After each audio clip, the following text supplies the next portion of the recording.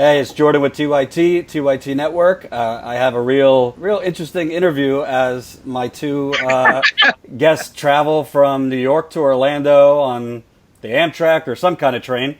They've Amtrak right here. Amtrak. Oh, no You Amtrak. can't see. That's Philadelphia. Philadelphia behind you. The Train to the lighting. modern technology allows see? it. Yeah, There's yeah. a train going. There's trains everywhere. This is the technological boom. Nomiki Konst and Josh Fox. Josh just had his HBO show, documentary, How to Let Go of the World, come out. And Nomiki has been all over the place this election and now has a Sirius radio show, correct? Yep, Sirius XM Progress, channel 127. It's called The Filter.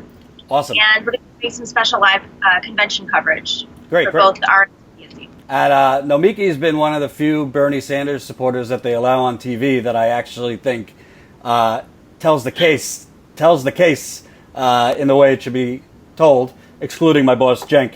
That's why I wanted to talk to you guys, because there's been murmurs. Bernie Sanders pretty much has acknowledged that he'll be endorsing former Secretary of State Hillary Clinton as soon as Tuesday.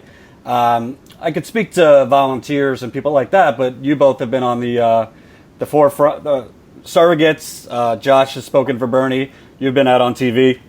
When you see Hillary Clinton now making apparent concessions on education, possibly health care, the first question that I think Bernie obviously is encouraged by this, but are you encouraged by this? Do you think she's trustworthy enough where she'll follow through on these things? Listen, the platform is essentially a document that guides the Democratic Party. Hillary Clinton campaigned on a lot of these issues, and then her own platform committee members campaigned against them during the committee drafting process. So I think the question, while I trust that Senator Sanders has the right guidance and the right intuition and knowledge of how this process works, because he's been in the Senate for so long, he's politically savvy, I don't know. I mean, this is a document that guides the Democratic Party. All congressional members, all Senate members, everybody who's a Democrat should essentially stand for these principles. So it's not just Hillary Clinton. But if Hillary Clinton doesn't stick to these policies once she's elected, if she's elected, then there's no chance that we can push it through with Congress. I mean, it's one thing to have a platform that says something. It's another thing to have a bunch of people who don't follow that platform, and it's another thing to not have it passed in Congress. So no, I don't trust that she's going to do this. Right. And, if you followed politics for many, many years, the Clintons are notoriously transactional. She's seeing that right now. Some polls have her up by a good chunk. Some polls have her only up by 5 points. And that's after all this negative stuff has come out about whether she possibly lied and all this. Josh, obviously fracking, climate change has been a big issue to you. Bigger picture.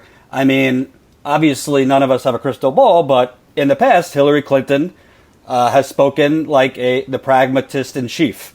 Who's to say that in theory she's making concessions? Her latest policy on education says free public tuition for families making under $85,000. Day one, she gets into the White House. Oh, I just can't get it through Congress. Let me go have drinks with Republicans. There's a different kind of logic and pragmatism when it comes to the climate. Okay, so we're going down to Orlando to continue to battle out for this progressive agenda for the platform, right? Can you explain though, so everybody knows why you're going down to Orlando? We don't really know too much about it ourselves. This is our first time, right? But Nomi and I are both members of the New York Platform Committee from the Sanders delegation. And what I understand, there's 5 of us. Yes. And are there 6 Clinton people, something like that? I think there's 6 because it's supposed to be representative of the delegates. We won 48% of the states. So we're outnumbered, but clearly we're smarter. So it's going to work out in our favor because we're going to have the most convincing arguments. If we're not going to have the most convincing arguments for the Democratic National Committee, we will have the most convincing arguments for the American people and for the movement, and that's what actually counts. But let me talk a little bit about what's pragmatic. We fought at the platform level in Phoenix when Bill McKibben was there and Cornel West was there for a fracking ban. The reason why we fought for a fracking ban is not just because it pollutes and contaminates groundwater and does all these horrible things on the ground, but because if we move in the direction of frack gas, we blow past all of our climate change goals. Some of our stated goals from the Paris COP21 climate change conference were extremely important. And this is how it breaks down. We have warmed the climate by 1 degree already. We have enough carbon dioxide and methane and greenhouse gases in the atmosphere to bring us to 1.5 degrees no matter what we do. So if we turn everything off, we still get to 1.5 degrees. This is why we're taking the train right now and instead of taking a flight, which is going to burn a lot of carbon behind us. Now, that means that we're already at 1.5. If we get to 2 degrees, we bring about 5 to 9 meters, an unstoppable process of 5 to 9 meters of sea level rise.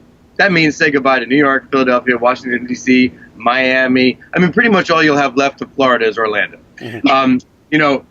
Berkeley, Oakland. Now, Hillary Clinton and the Democrats and Obama want to build 300 new fracked gas power plants. That will last 30 to 40 years. The natural gas bridge that Hillary Clinton always talks about, 30 to 40-year bridge. Only person who wants to spend 40 years on a bridge, Chris Christie. He's out of the race. So should Hillary. But that's a joke, but it's true. Yeah. So you got to go to the Democrats and say, okay, listen, would you rather have New York, Philadelphia, basically the East Coast, or 300 frack gas power plants? Because you can't have both. And it's expensive. I mean, if they're going to use economics as a model, it's like, are you at least wiping out New York and all the financial industry? Look at what 9/11 did to. I mean $1 trillion like now to build right this now. stuff. Mm-hmm. No, but I'm saying in terms of the consequences are the consequences are unimaginable. Real. Like, how can you sit there? So what's the new pragmatism? That's not pragmatic. Just to make a policy that will ensure the demise of all of the East Coast is not pragmatic. So our pragmatic's next step is actually to take measures that, I mean, you wouldn't look at a terrorist threat to all of our major cities on the East Coast and then take incremental issues. You wouldn't say, oh, there's a war that's going to destroy all of these cities, and so let's change the rules for alternate side of the street parking. Right. You would have to adopt measures that were, that were commensurate with the crisis, and to not understand why the fracking ban is so important, and to not understand why we can't build these frack gas power plants, is a new form of climate change denial, and that's where the Democrats are at. That's why I'm really interested in going down there, and that's why. But in many ways, you got to understand, right? Andrew Cuomo in New York did not campaign on a fracking ban. Right. We got the ban. Mm-hmm. We forced that issue through the science and through from some very enthusiastic and active campaigning, and that's what we're going to continue to do no matter who's president. And that's a good point, because this is not just about whether or not Bernie endorses Hillary or not based on what kind of deal he makes over the platform. Right. It's not up to Bernie anymore. I mean, I had this conversation yesterday with one of our surrogates who said, we have to stop looking at Bernie as the savior. It's not.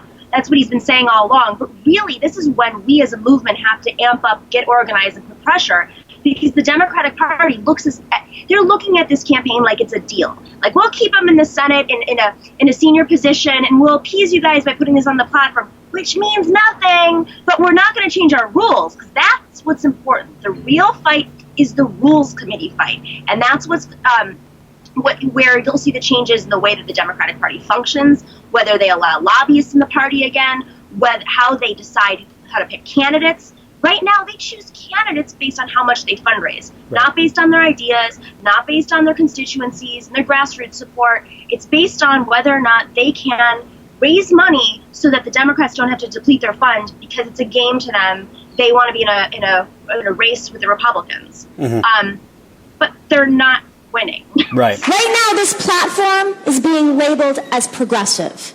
There are many people in this audience back there who do not agree with that, because the language has been weak, and it's code. And it's code because this is a living platform for the Wall Street lobbyists who are now owning our party. We are no longer the social progressives, the FDR progressives. We are the Wall Street progressives. And if we want to stand up against Citizens United like we are all campaigning on, this is what we need to pass. This needs to be all over our platform. And if every single person in here votes for it, you're a Democrat. If one person votes against it, you're not a Democrat.